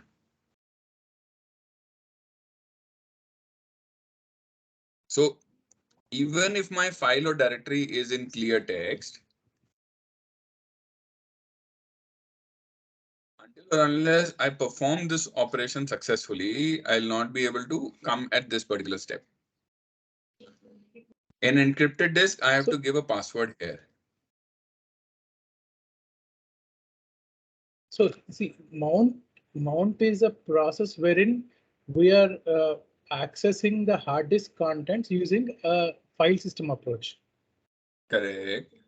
So eventually the data on the hard disk, how are we going to access it? In what order or what chain of blocks we're going to access is what is going to be explained in the partition table, right?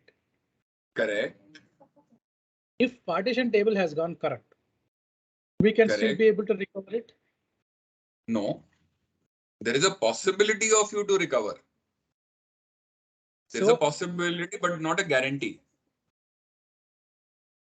So if your partition has gone bad, right? Let's say if it is not encrypted container or encrypted disk or encrypted partition, it's a plain normal vanilla installation and your partition has gone bad, there is a chance that you will lose your data as well. Why? Because there is a boundary which is created with the sectors and the blocks on the hard disk, which is formatted with a specific type of file system on which your files reside. If some of those sectors have gone bad, your structure of that file system is not complete, and hence the operating system doesn't understand what is there. So it is like a CRC bit. You have 1 GB of a file, you are downloading it from internet. You have downloaded 99.999 GB, only 1 bit is corrupted. You will not be able to execute or prepare or create that file again. You will have to start from 0 to that 1 GB. Similar way, even if your files are stored on the disk, it is not stored natively. It is stored on a sector and a cluster of those sectors which are formatted with ext3, ext4 or whatever file system. On that file system, the file is stored.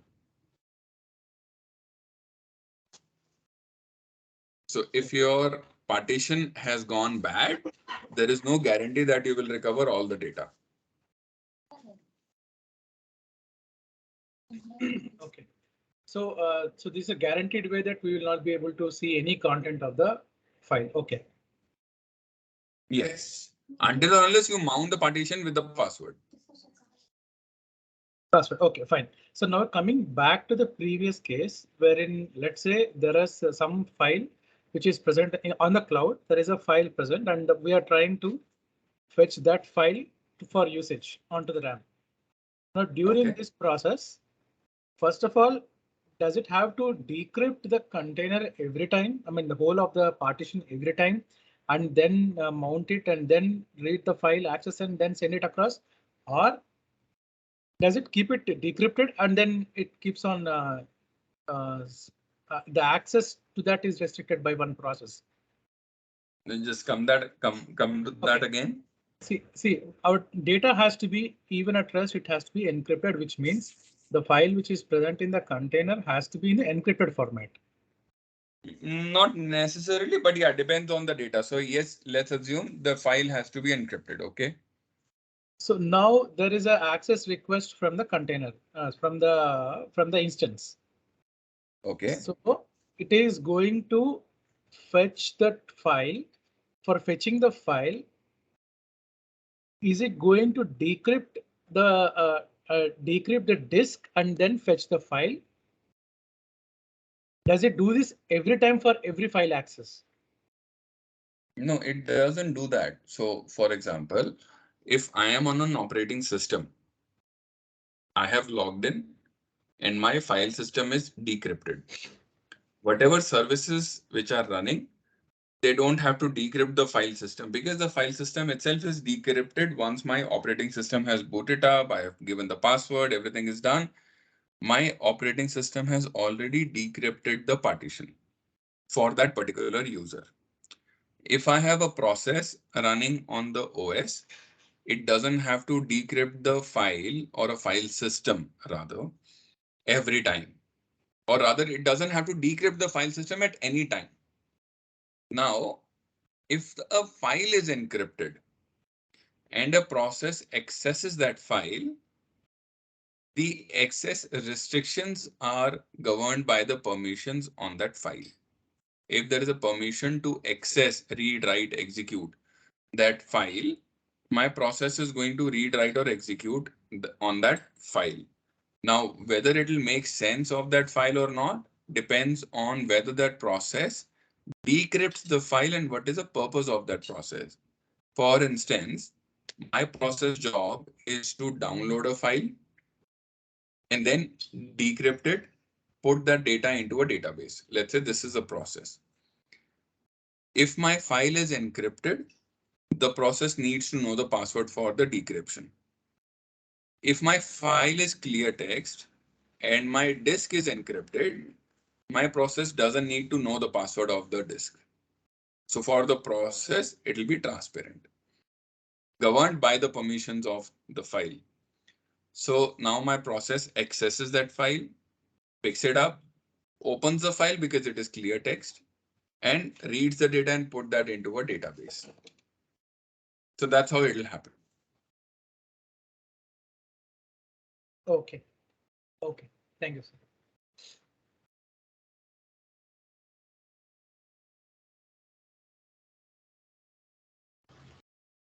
So I have another question, sir. Yeah. So this encryption in by any terms impact the performance of, let's say, we have, let's say if an application is hosted on C drive or a D drive and we've encrypted the disk, and when we refer to the point when the data at rest or data in transit is encrypted, so will this in any way impact the performance of an application if that is hosted on such a server? No, I don't. I don't see if it is a file encryption, then the performance is impacted. Why? Because the file decryption and encryption would be a process which will be done in the memory. Mhm. For a disk encryption, once the OS is loaded, the file system is open.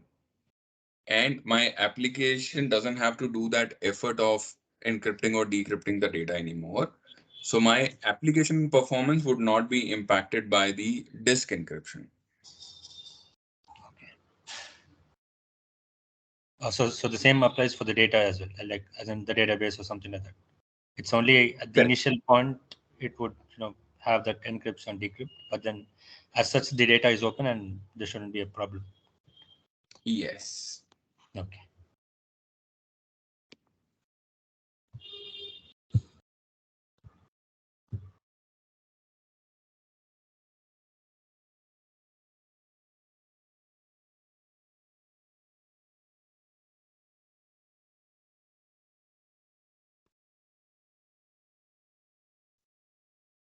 Clear?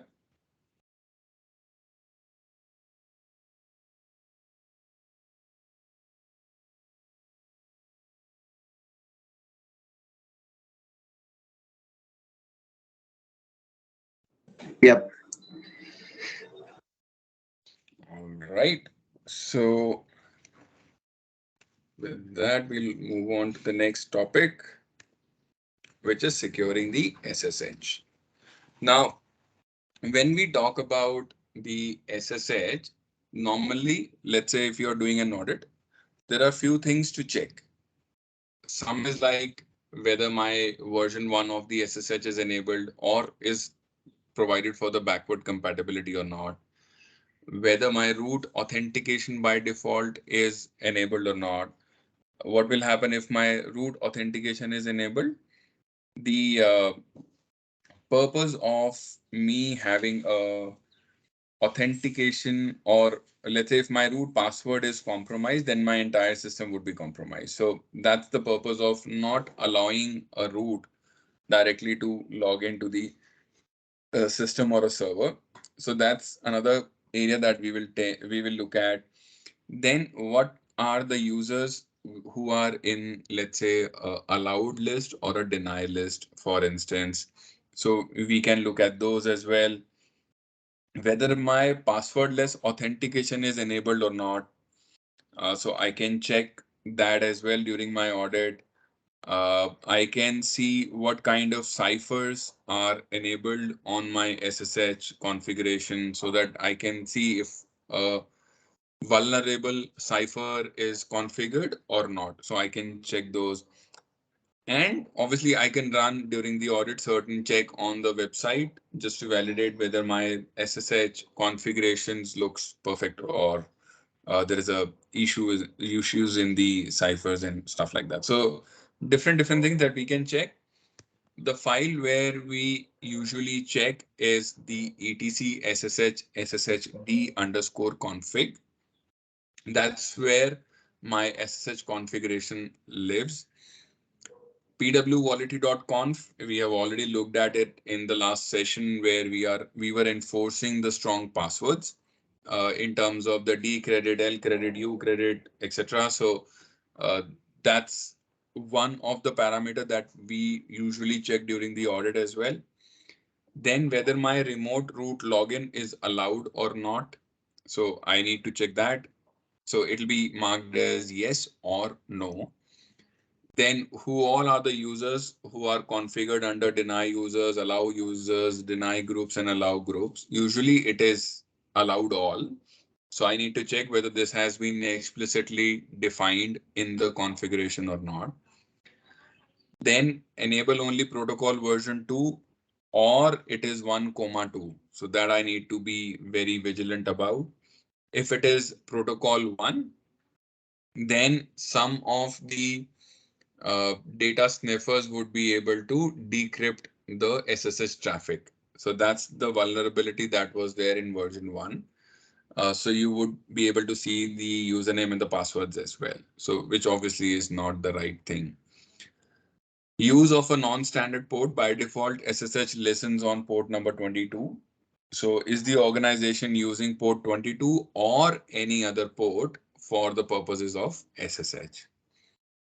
Then filter SSH at a firewall. We will look at it in the upcoming discussions. How we can filter the SSH communication on the firewall, which is the IP tables. Then disable the passwordless authentication.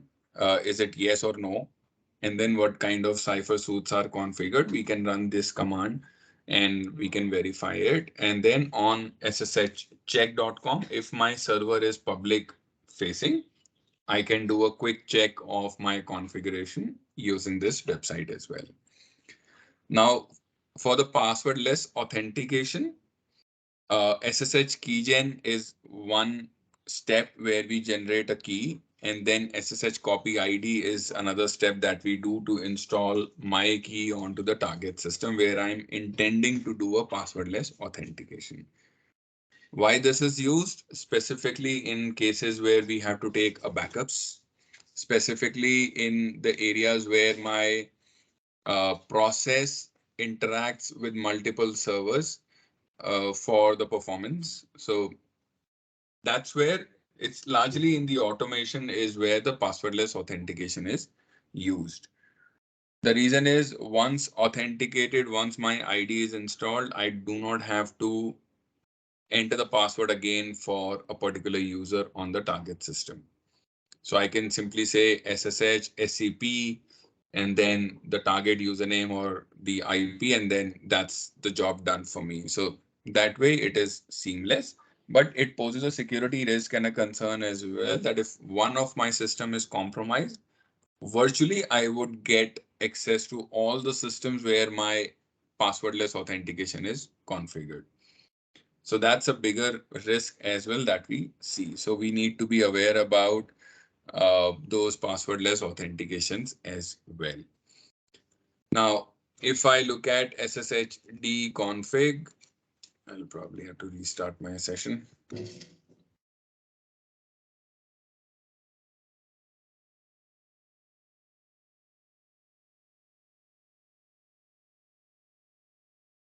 So if I go into etc SSH and I grep -v, let's say ignore the hashes, ignore the and a trailing end line characters, and pipe it to more.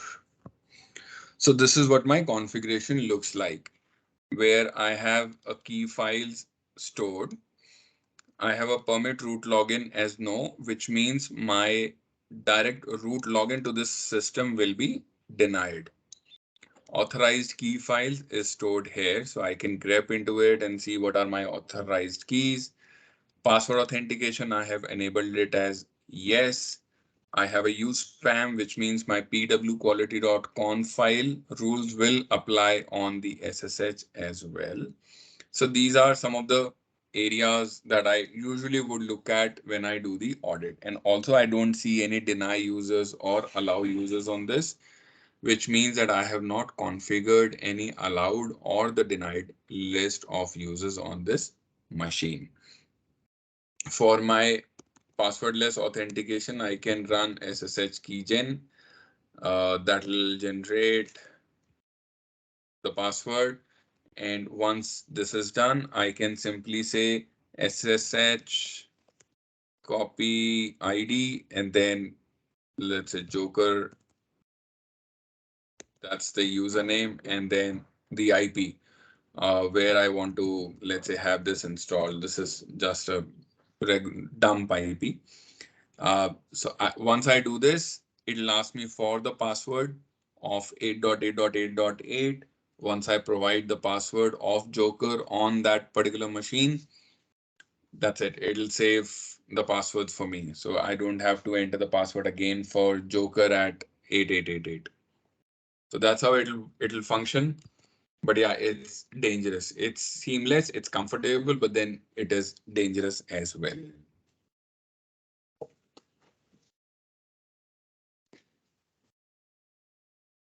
Okay.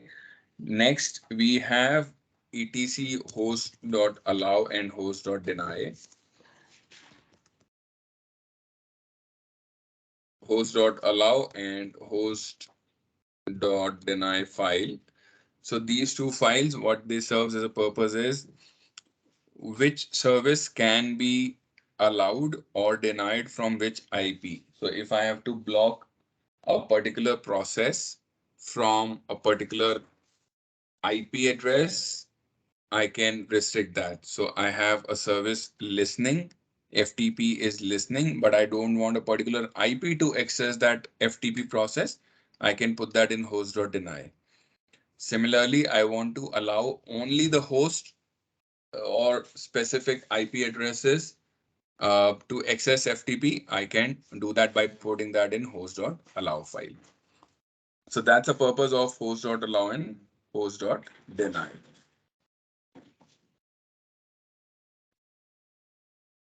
So I have a doubt here. Yeah. So how different is this to that of ACLs, or are these both the same?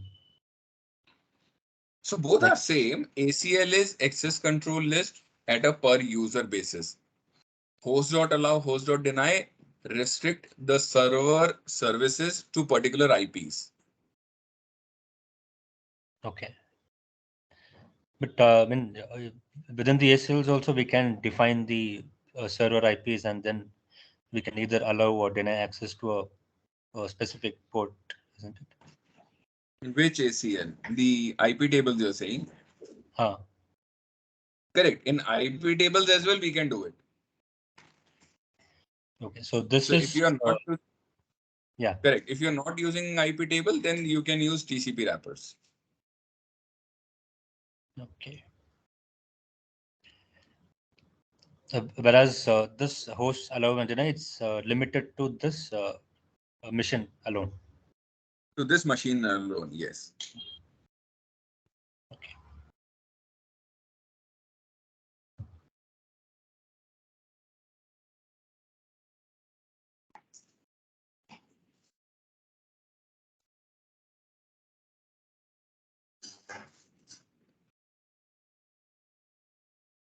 Okay. So that's on the TCP wrappers. And this is how the entry would basically look like. Now, we'll break for lunch. And once we are back from lunch, we are going to look at the IP tables and a remote logging and the NFS and Samba configuration.